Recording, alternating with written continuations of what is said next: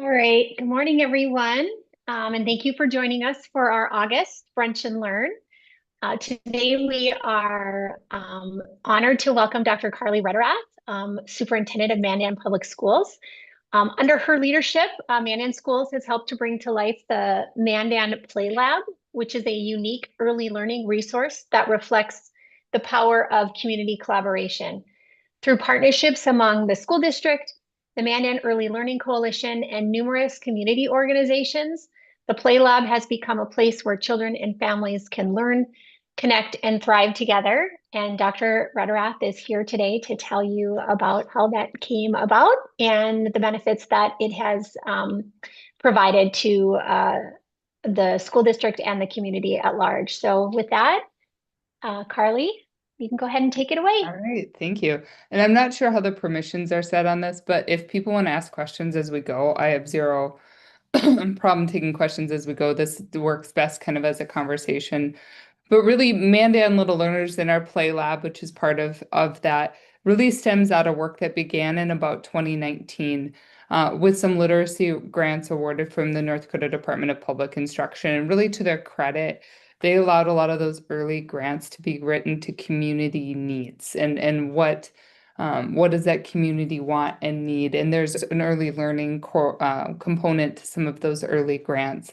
So after completing kind of a community needs assessment in 2021, we identified opportunities to create programming that would serve.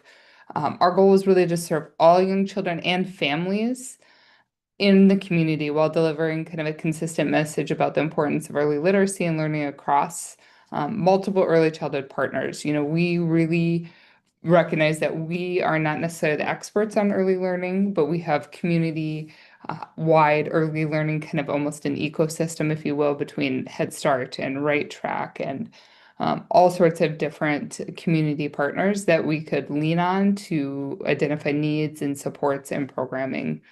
And along with that, really leaning on research that demonstrated that children experience stronger outcomes when their family and caregivers engage in their first and become their first and most important teachers.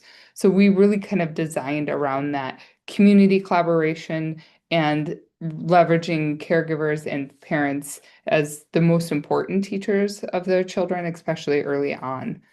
And so with that, as I move on to the next slide here, this is a snapshot of our Early Learning Coalition. Rather than creating programming in isolation, we started by brainstorming and creating this coalition, and it's a collaboration of partners serving young kids and families in our community, both Bismarck and Mandan. It began kind of as 12 people sitting around a table, kind of looking at each other like, what do we want to do? And now it's over 33 individuals representing 24 agencies or organizations. And this coalition meets monthly throughout the school year to share individual updates, coordinate services, move forward on action-based goals, and to learn from one another. We often have guests that join the coalition to share new resources and information. And every major Mandan Little Learners initiative, including the Play Lab, came out of conversations from this coalition. And I think, like most things, one of the biggest driving forces behind the success we've had in our early learning is breaking down these silos and getting all these community partners to push together and work collaboratively has been a game changer for us. So Mandan Early Learners kind of has a couple of different buckets in it. It's our early learning initiative, and our mission is, again, to empower families and caregivers to become their active partners. So while we have several initiatives, these are kind of our four big buckets. I think several of you are familiar with Gearing Up for Kindergarten. We recently switched it. We used to do Gearing Up for Kindergarten kind of a focus in April, kind of a push right at the end of the year. We switched it a couple years ago to starting October, a once a month, where students go to their neighborhood school. They have some academic time with the kindergarten teacher, and then we also have programming for parents to learn about different topics, different school readiness pieces at that same time. When we first started doing this back in March of 2021, we had 4 classrooms. We're up to 7 classrooms now, and so that's been a very successful program for us. Spark originally started as part of coming out of COVID, it started as part of our Striving Readers and CLSD grants. They didn't have anybody doing story time at the library here in Mandan. And so Janet Bassingwaite, who really is, fortunately she couldn't be here today, but she's really the driver behind all of this, said, I'll do story time. And she created Spark. And Spark is much more than just the traditional story time. Yes, there's literacy book component to it that you would get in a traditional story time. However, she created engagement and learning activities around that story that encourage caregivers to play with and learn with their children.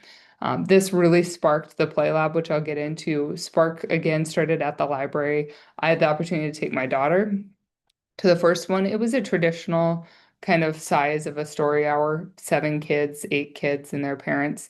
We hit the peak with Spark at the library and realized we needed more space, she had 70 kids and like 50 some caregivers. So it really, really exploded.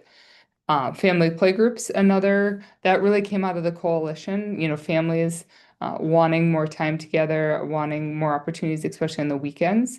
And so the coalition, really driven by the University of Mary, started to create family playgroups once a month. Now I believe we do them twice a month during the school year, where OT, PT, speech pathologists, pre-service individuals, pre-service teachers come together and run family playgroups with, again, different stations and activities that can build skills and early learning, but also just provide opportunities for families. So then fast forward to December of this last year, as I kind of indicated before, we were rapidly outgrowing our space at the library. Family playgroup we had in one of the gyms of our school, and just really recognized that we needed a location for some of this. And we, as many people know, just recently built a beautiful new high school. And as that high school got built, our Brave Center, which is our central administration building, no longer needed to host high school classes because they could all fit at the new high school. So we had our shipping and receiving and our print shop down at, if anybody's familiar with Mandan, Old Ferris Field, where our old football field was. It was actually in the old locker rooms down there. We moved all that to the Brave Center. And so we had this locker room space that we weren't using and didn't have anything for. And so we've really taken that and converted that into a dedicated space for the PlayLab. And coincidentally, we lucked out in the sense that it is 2 blocks from Head Start. It's extremely close to Mary Stark Elementary for us. It's probably the most ideal location that it could be, and it was just worked out well. And so that we've started to convert that into the PlayLab to house much of our programming. So what is the PlayLab? It's a space for learners and their grown-ups to come together, read, play, learn, and grow. It's completely free. And it's intentionally designed to strengthen relationships, whether it's child to adult, child to child, adult to adult, family to family. And I think that's one of the couple of things that we didn't necessarily anticipate when doing this that have been really neat is the connections that other adults have made to each other and the support system that they have. Often we get families who maybe are a little bit isolated for whatever reason, don't always have as many resources, and to watch them become friends and become each other's support. We talk about it all the time. Kids who come to the PlayLab are talking about going to each other's birthday parties, are talking about engaging in ways that many of these families never would have before. It's remarkable when you walk into the PlayLab. We encourage silencing your phones and being present with your kiddos. And it's amazing how much parents are just playing right alongside their students and their kids. I am the former alternative education director for the district, and I have one of the most powerful things I've seen is former students of mine who I know the struggles they've come from, and I know that lacking community and resources, bringing their children here and watching them develop to be amazing parents and develop this group of people that they can have community with and they feel comfortable with has been outstanding. So the goal is really to help build a community of healthy learners. We also allow coalition partners to use this space to deliver services and host events. This PlayLab also happens to be very close to the new Women's Correctional Center that's going in just southwest here of Mandan. And so we have plans to work with them when women are doing some reunification pieces with their children to use the PlayLab.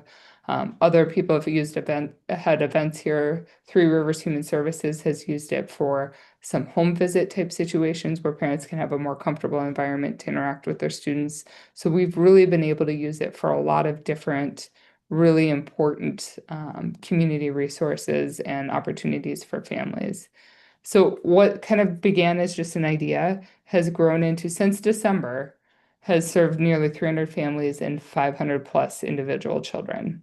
So it's really become a hub of just learning and collaboration. It's not a drop your kid off and leave, but it's really a hub of family engagement and opportunity. One of the other pieces that have come out of this is the Morton Mandan Public Library has been a fabulous partner of ours through this whole process from day one. And they've really, on their end, wanted to get, if you are familiar with Mandan, the railroad tracks really divide Mandan into a north and a south. And the library is just on the north side of the railroad tracks, and they've really struggled to get engagement from the south side of the tracks to get people up to the library. And they've had a dream of doing a satellite library site in Mandan. And the PlayLab has now offered that as an opportunity to provide them that. And they got a fabulous grant with T-Mobile. And so they're going to be putting the branch in. They actually just started construction, I believe, last week on it. So the one end of our PlayLab is going to have a satellite library space where families can come in, check out books. We'll have a few computers if parents need to access internet for job applications, those sorts of things. But it really hopefully will help us to continue to collaborate and expand access to books, library services, technology, community resources, and a place that families are already consistently visiting. It just adds another layer to us. So additional collaborations of the coalition, these are all the different things that we have done at various times since 2021. It has grown beyond just individual programs to really a network that continually creates new opportunities for children and families. These are just some of the partnerships, events, trainings, shared initiatives that have come through this approach. And it's really a case of together we're accomplishing much more than Mandan Public Schools or any singular entity could have done on our own. So I think, the next question is, what is the impact of this? What does this look like? And for us in Mandan, one of the biggest impacts we've seen is utilizing our fall NWEA kindergarten entry scores. These are before we've really had a chance to do much with students. And as you can see on our data tracking, we have seen steadily increasing numbers on that front. Now, I don't, as much as I'd say it's 100% due to little learners, I think it's difficult to make that exact causation, but I think the collaborative approach of the gearing up for kindergarten, these early learning pieces, getting the coalition engaged with families has created a more positive start for many of our kindergarten students, not just academically from what we're seeing here, but also socially.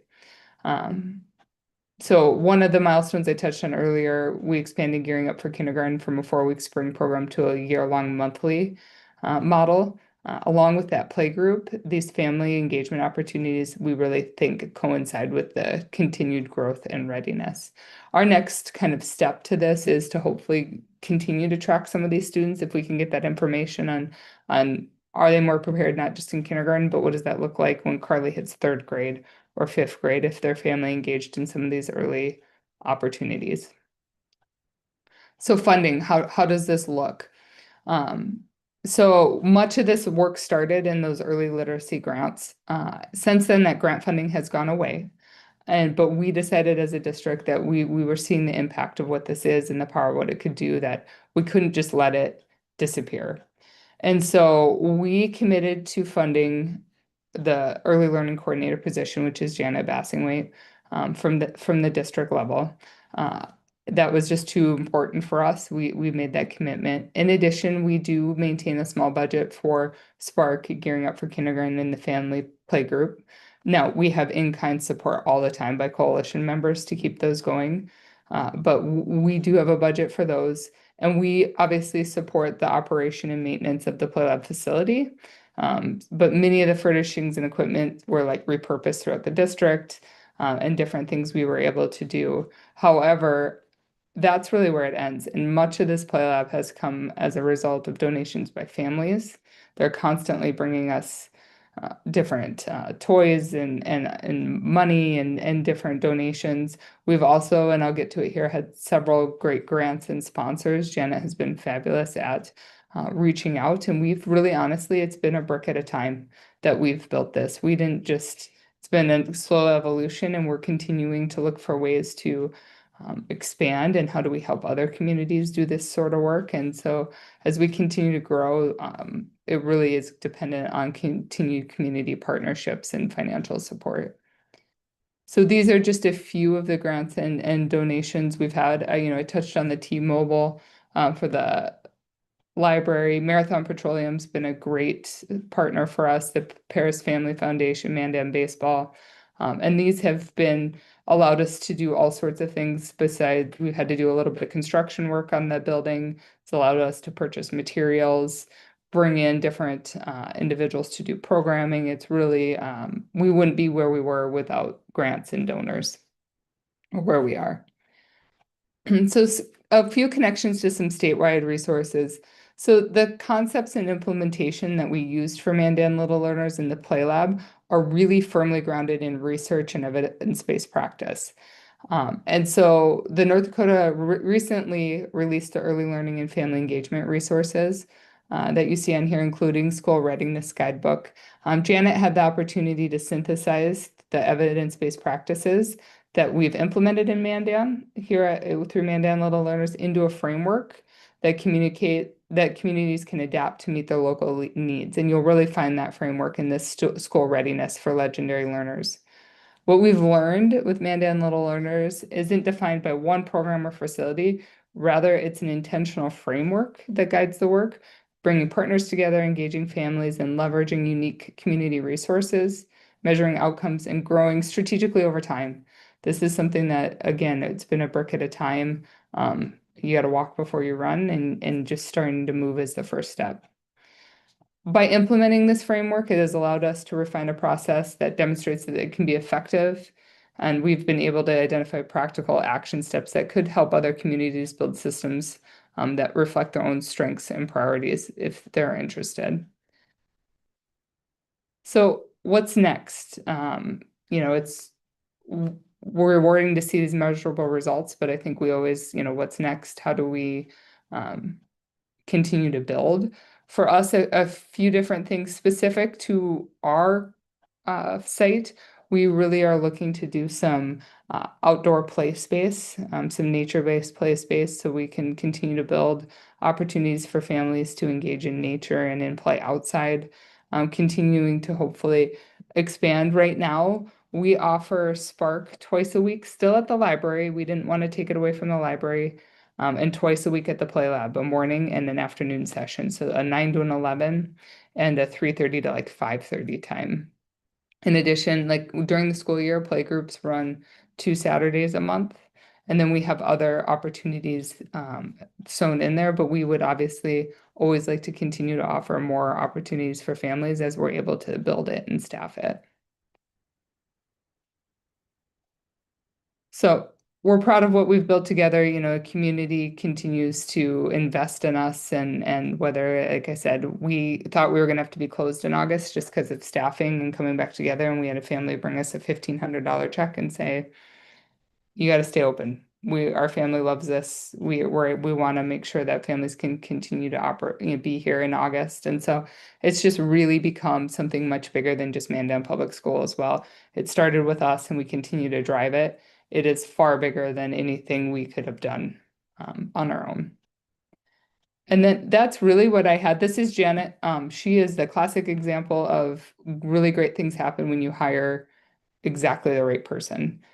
She has been a phenomenal leader for us. And I'd say in closing, the couple of things that we really have identified that if you have interest in a community and doing something like this, that you need to make it happen, is identify an early learning champion that guides the work. Doesn't have to be a teacher. We were lucky. Janet was a early learning professor out at UMary, comes from a teaching background.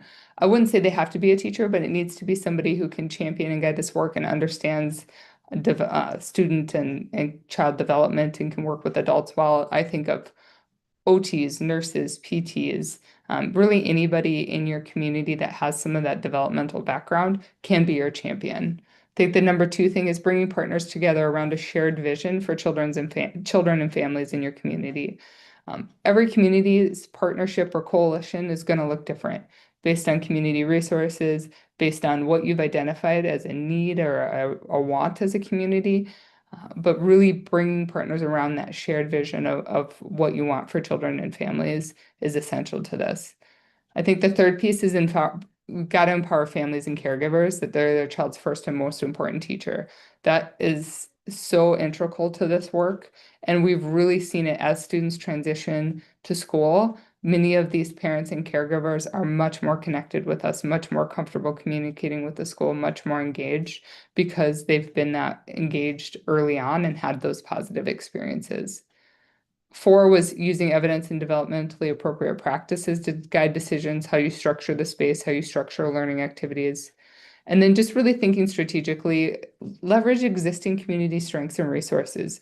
You don't need to reinvent the wheel. You don't need to go outside of your community. You'd be amazed at what you have right where you're at and what you can do. We had a facility in the school district that we were able to use, but little learners could function out of a church basement. It could function out of a classroom. I mean, there's a community center. There's a lot of different ways to do that. And then finally, just creating accessible opportunities that strengthen children, families, and communities, really trying to break down those barriers of access, whether it's transportation, whether it's just awareness, welcoming, really trying to make it accessible opportunities. So every community, I believe, already has the assets, and many are doing a lot of this great work already. And we believe that the next step could be a larger partnership, whether it's through, we've had some conversations with Health and Human Services around some of the rural health grant money. I think there's some other opportunities that can we leverage some of that money to connect these services and people doing really great work and continue to help it grow and develop across the state. So with that, I know it was kind of short and sweet, but I'd be willing to answer any questions or that anybody has, or don't ever hesitate to reach out to Janet too with early learning. She's, like I said, she's a rock star.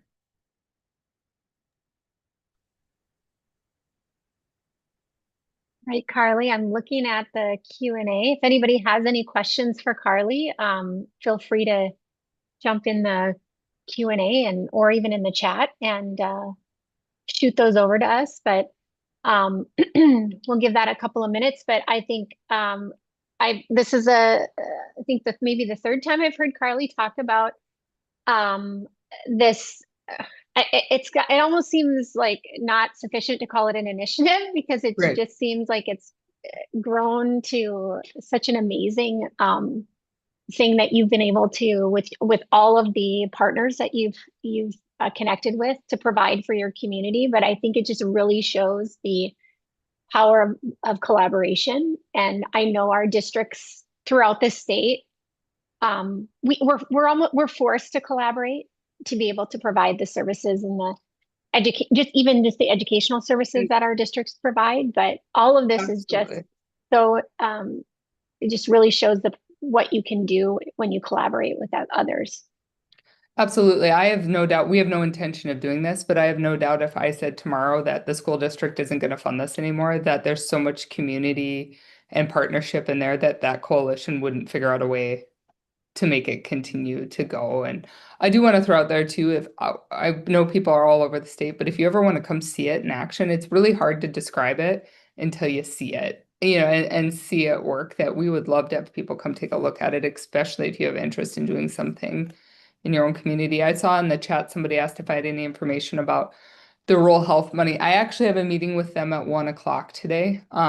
Nothing's been like officially set in stone, but I think the hope is to have Mandan do some work this year and then to be able to roll out some grant, not Mandan specific, but then be able to roll out some grants for play labs in the coming year or two. And then we would provide technical support for that, if you will. That Janet would be a resource to then, once communities get those grants, of helping them, how do you identify your champion, getting your community, your coalition together. What are the developmentally appropriate practices is, I believe, the vision, but there's not a timeline that I'm aware of yet. And I do think for the rural health grant, I think one thing that I would just want to encourage or let people know is that there is a lot of funding available, and it's not just um, limited to rural health care in the sense that what maybe Right. you would think initially. It's really much broader than that. And I think Right.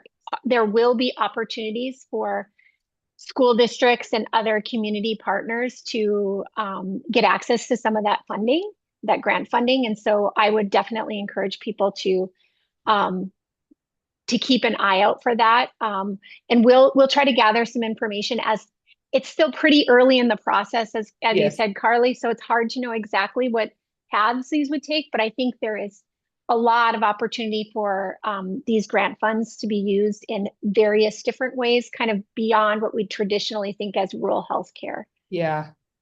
I I think you have saw an, a question about staffing, I think came yep, across.